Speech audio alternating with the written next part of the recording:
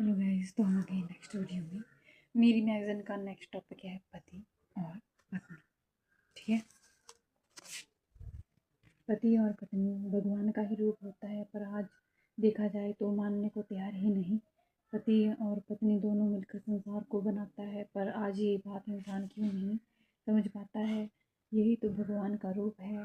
पति और पत्नी को शिव पार्वती, विष्णु लक्ष्मी, ब्रह्मा सरस्वती का रूप माना जाता है, जो संसार में कई रूपों को दर्शाता है, कई रूप में पूजा जाता है और समझा जाता है, और जो संसार में प्यार का रंग बरसाता है और संसार में जीने का आधार व्यक्त करता है।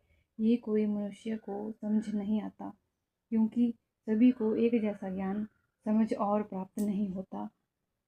पति में कई रूप को देखा जाता है और समझा जाता है, ठीक उसी प्रकार पत्नी में भी कई रूपों को देखा जाता है और समझा जाता है तथा पूजा जाता है।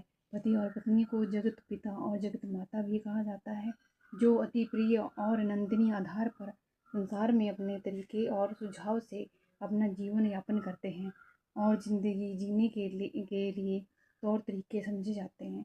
आज के युग में ना पति को महत्व दिया जाता है और ना ही पत्नी को, क्योंकि संसारिक मनुष्य आज अपनी ही उलझनों में फंसा हुआ है।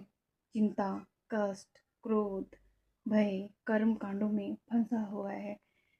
ये मनुष्य पति पत्नी के रिश्ते को समझ न सका, न खुद को समझ सका